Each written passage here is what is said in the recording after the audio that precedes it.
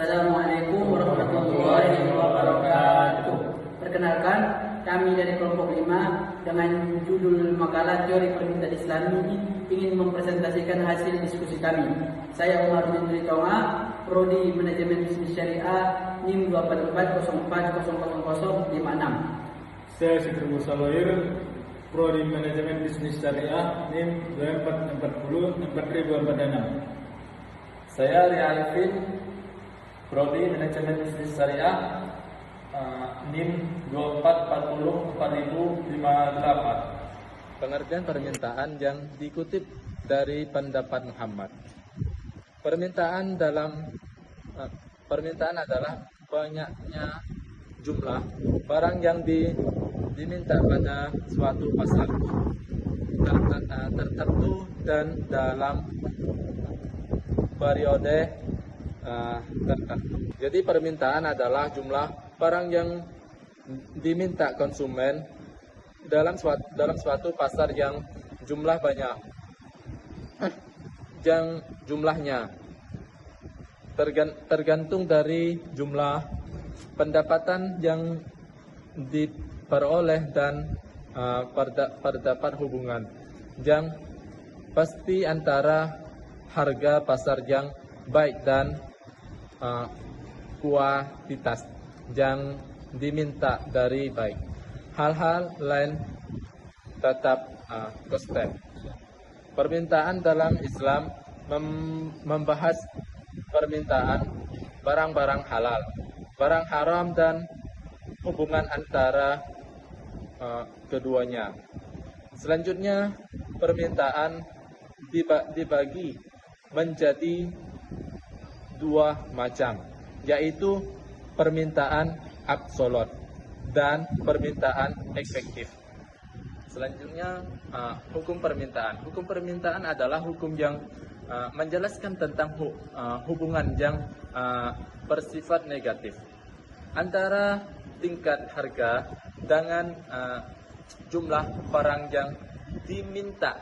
Apabila harga naik, jumlah barang yang diminta sedikit, dan apabila harga rendah, jumlah barang yang diminta meningkat. Karena pada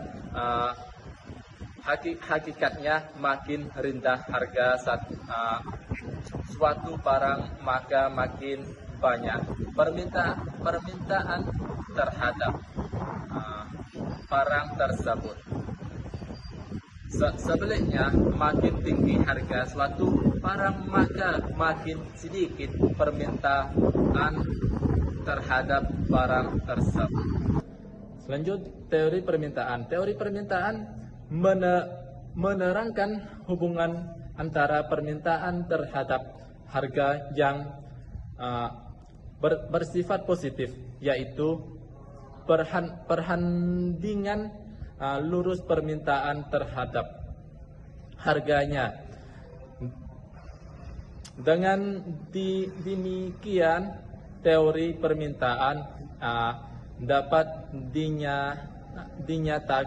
dinyatakan apabila permintaan naik, maka harga relatif naik. Sebaliknya, bila permintaan turun, maka harga relatif turun.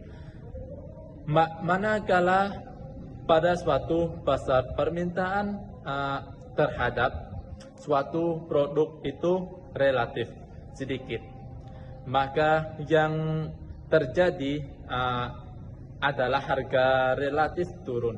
Selanjutnya pada bagian B, kurva permintaan. Kurva permintaan adalah grafik yang menunjukkan hubungan antara harga barang dan jumlah barang yang diminta oleh konsumen. Pada grafik ini, sumbu vertikal menunjukkan harga, yaitu P, sedangkan sumbu horizontal menunjukkan jumlah barang, yaitu Q.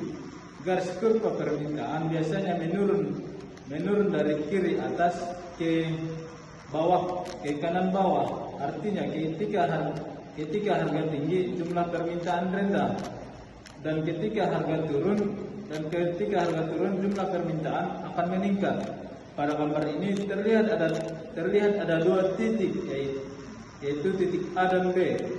Di titik A harga masih tinggi, yaitu PA, sehingga jumlah permintaan lebih sedikit, yaitu QA.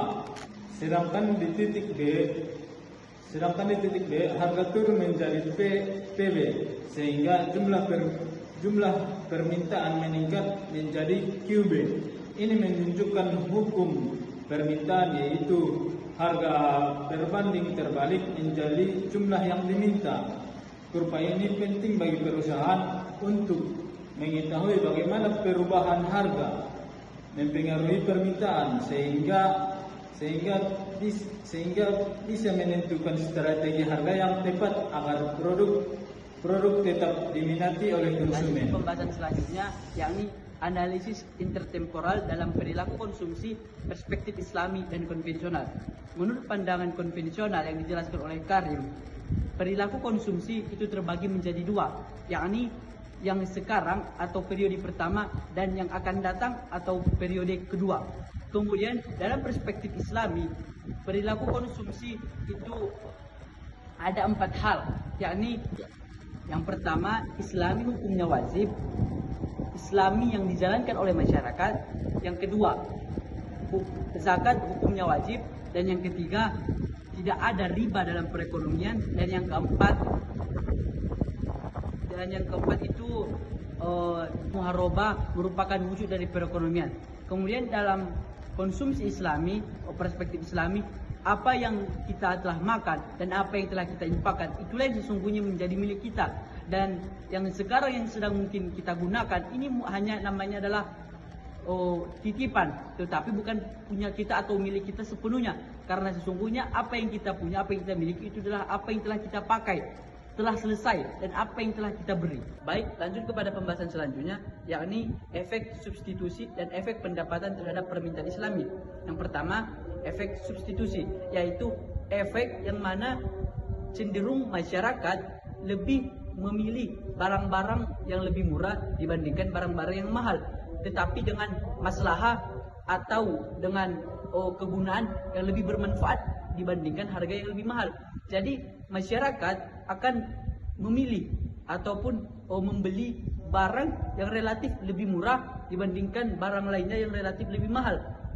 Dengan kata lain, masyarakat atau konsumen lebih memilih barang-barang yang lebih murah dibandingkan barang-barang yang mahal, dengan catatan dengan kegunaan yang lebih bermanfaat dari barang-barang yang mahal tersebut.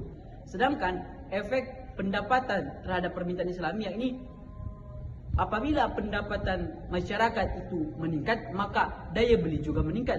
Sebaliknya, apabila pendapatan menurun ataupun kecil, maka membeli ataupun permintaan terhadap suatu barang itu pun menurun.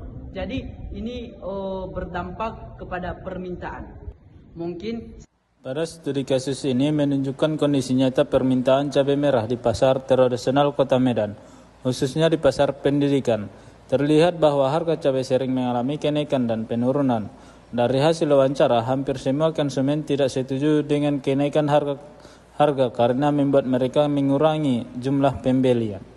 Hal ini sesuai dengan teori permintaan dalam ekonomi mikro, yaitu ketika harga naik, jumlah permintaan turun dan sebaliknya. Pada studi kasus kedua ini menunjukkan reaksi pasar terhadap fatwa MUI nomor 83 tahun 2023 tentang boikot produk terafiliasi Israel. Setelah fatwa ini dikeluarkan oleh Majelis Ulama Indonesia, muncul gerakan yang meluas di masyarakat. Banyak konsumen mulai mengurangi bahkan menghentikan pembelian produk tertentu. Dalam teori permintaan Islami, hal ini menunjukkan bahwa keputusan konsumen tidak hanya dipengaruhi oleh harga, tetapi juga oleh nilai agama dan solidaritas. Akibatnya permintaan beralih ke produk lain yang dianggap lebih sesuai dengan prinsip halal dan etis. sekian hasil presentasi kami dalam video ini. Kurang dan lebihnya kami mohon maaf. Sekian. Assalamualaikum warahmatullahi wabarakatuh.